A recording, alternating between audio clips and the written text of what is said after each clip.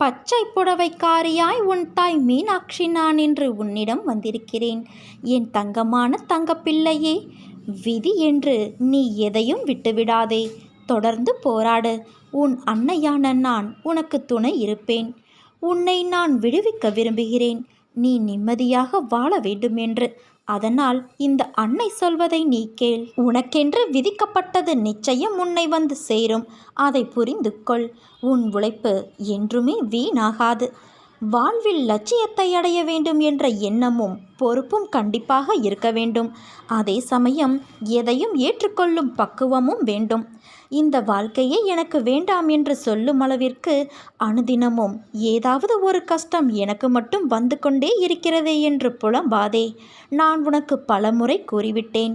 இந்த உலகில் உள்ள அனைவருக்கும் இது போன்ற நிகழ்வுகள் நடந்து கொண்டுதான் இருக்கிறது என்று. உனக்கு பெரிதாக தெரியும் பிரச்சனை மற்றவருக்கு சிறிதாகப்படும். உனக்கு சிறிதாக இருக்கும் பிரச்சனை மற்றவருக்கு தலையாய பிரச்சனையாக இருக்கும். உன்னுடைய பலத்தை நீயே நம்பவில்லை என்றால் வேறு யார் நம்புவது? நம்பிக்கையோடும் மன தைரியத்தோடும் நிதானமாக யோசித்து செயல்படு. உன் காரியம் நிச்சயம் கைகூடும். நிகழ்காலம் உனக்கு கடினமானதாக இருந்தாலும் இது நிரந்தரம் என்று நினைத்து கொள்ளாதே. நிலைகள் மாறும், காலம் மாறும். உன் அம்மா நான் மாற்றுவேன் என் குழந்தையே. நீ எல்லா செல்வ வளங்களையும் பெற்று நல்ல பெயரோடு நிம்மதியான வாழ்க்கையை வாழ்வாய். உன் எல்லா சூழ்நிலைகளிலும் உன் அன்னையான நான் உனக்கு துணை இருப்பேன் குழந்தையே. என் வார்த்தைகள் மீது நம்பிக்கை வைத்து செயல்படு. நல்லதே நடக்கும். எல்லா இடங்களிலும் துரதிர்ஷ்டம் உன்னை துரத்துகிறது என்று நீ எண்ணுகிறாய். அது முற்றிலும் தவறான எண்ணம். உன்னை விதியும் ஆசைகளும் இக்கட்டான சூழ்நிலையில் நீ எடுத்த முடிவுகளும் தான் இந்த நிலைக்கு உன்னை இழுத்து சென்று விட்டது. கவலை வேண்டாம் குழந்தையே, எல்லாம் முடிவரும். நம்பிக்கையோடு நீ செயல்படு. எப்போது என்ன நடக்குமோ என்கிற பயம் உன்னை சூழ்ந்து இருக்கும் வரை உன்னால் நிதானமாக யோசித்து செயல்பட முடியாது. முதலில் மனதை ஒருநிலைப்படுத்து. மனதில் அமைதியில்லாமல் நீ எதை செய்தாலும் அது சிறப்படையாது. எல்லோரும் உன் உள்ளத்தை காயப்படுத்தும் விதத்தில் நடந்து கொள்கிறார்களே என்று வருந்தாதே. உனக்கு நான் ஒன்றை கூறுகிறேன் கேள். உன் கண்ணீரை வீணாக்காதே. உன் தேவை வலிமை புரியாதவர்களுக்காக நீ வருத்தப்படுவதால் உன் மதிப்பு அவர்களுக்கு தெரிவது இல்லை. நீ அவர்களை பற்றியே யோசித்து மனம் சோர்வடைந்து உன் லட்சியத்தை நோக்கி முன்னேறி செல்வதில் சுணக்கமாகிறது. அப்படிப்பட்டவர்களிடமிருந்து நீ சற்று விலகியிருப்பதே உனக்கு நல்லது என் தங்கமே. அதற்காக அவர்களுக்கு தீமை செய் என்று நான் சொல்லவில்லை. அவர்களே உன் தேவையறிந்து உன்னை தேடி வரும் பட்சத்தில் நீ உதவி செய். மன அமைதி இழந்து நிற்கும் உன் வாழ்க்கை கூடிய விரைவில் மாறும். நீ எதிர்பார்த்த நிம்மதியான மகிழ்ச்சியான வாழ்க்கையை வாழப்போகிறாய். இன்று உனக்கு ஏற்பட்ட விஷயங்களை நீ அவமானம் என்று கருதாதே. உன் மனதில் கபடம் இல்லை. உன் மனதிற்கு தெரியும் யார் உன்னை ஏமாற்றுகிறார்கள் என்று.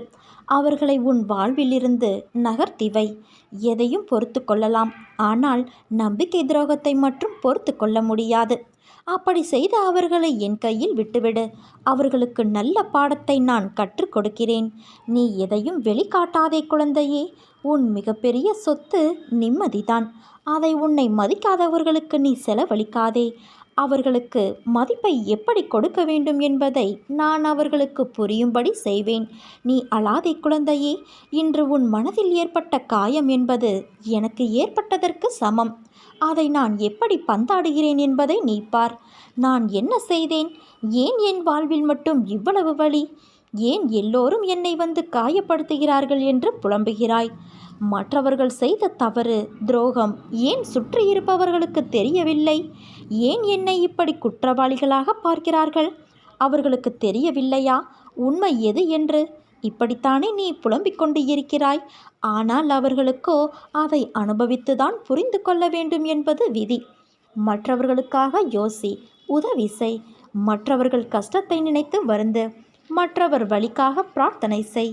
ஆனால் உன் வாழ்க்கை என்னும் மூச்சை உனக்காக சுவாசி.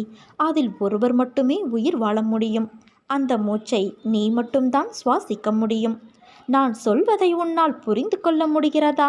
நீ வைரம், உன்னை ஒரு வடிவம் கொண்டு வருவதற்காக நான் செதுக்குகிறேன். உனக்கு துணையாக நான் வாழ்வேன் என் குழந்தையே. நீ என் பரிபூரண அருளும் ஆசிர்வாதமும் அன்பும் பெற்ற என் செல்ல குழந்தை. நான் இல்லாமல் நீ எப்படி தனித்து இருக்க முடியாதோ அப்படித்தான் உன்னை பிரிந்தும் என்னால் தனித்திருக்க முடியாது. உன்னை என் கரத்தில் தாங்குகிறேன்.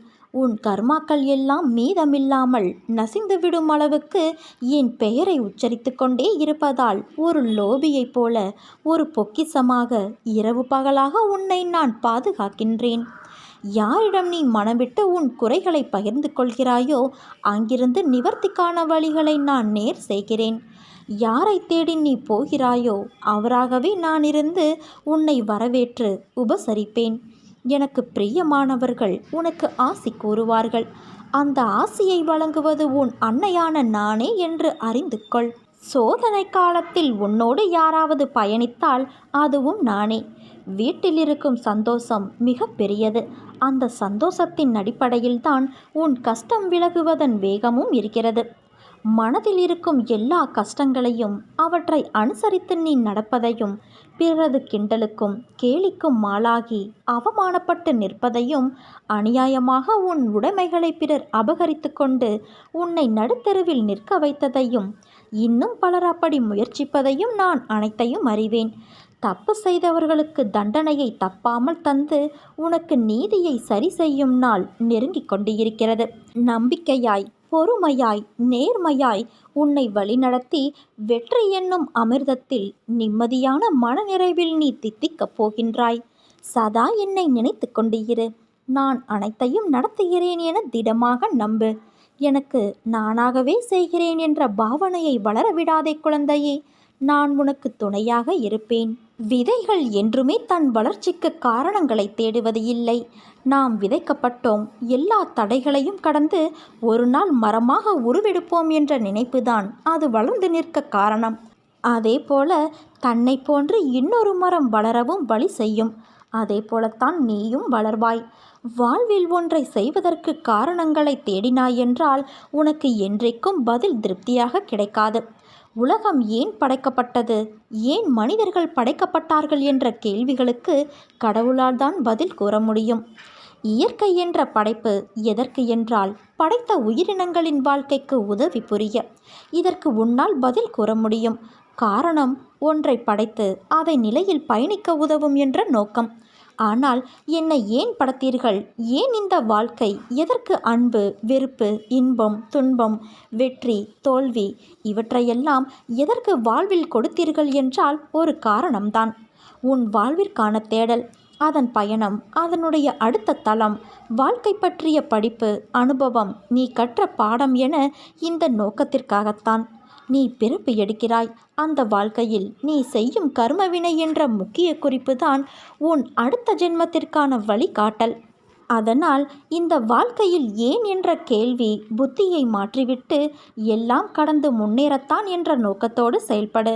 நீ ஜெயமாக நல்ல ஆரோக்கியத்தோடு எல்லா செல்வ வளங்களையும் பெற்று சீரும் சிறப்புமாய் மகிழ்ச்சியான வாழ்க்கையை பெறுவாய்.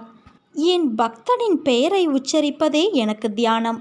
என் பக்தனோடு நடப்பதே எனக்கு ஆனந்தம். என் பக்தனுடைய துன்ப வேளைகளில் இன்பத்தை கொண்டு வருவதுதான் எனக்கு கிடைக்கின்ற திருப்தி. என் குழந்தையே, நீ வாழ்க்கையின் உச்சத்தை தொட்ட பிறகுதான் கண் மூடுவாய். என்னுடைய புனிதமான பாதங்களின் மீது பாரத்தை போட்டு நம்பிக்கையோடு அந்த நல்ல நாளுக்காக காத்திரு. அது விரைவில் மிகப்பெரிய ஆசீர்வாதத்தோடு உன்னிடம் வரப்போகிறது. நீ அடைய நினைத்த இலக்கை அடையும் வரை கல் வந்தாலும் சொல் வந்தாலும் கலங்காமல் நீ முன்னேறு. அனைத்திற்கும் பதில் சொல்லும் உன் வெற்றி. முன்னேறி செல்லும்போது காதுகளை மூடிக்கொள். இல்லையென்றால் உன் காதில் விழும் வார்த்தைகளாலேயே நீ வீழ்ந்து விடுவாய் குழந்தையே.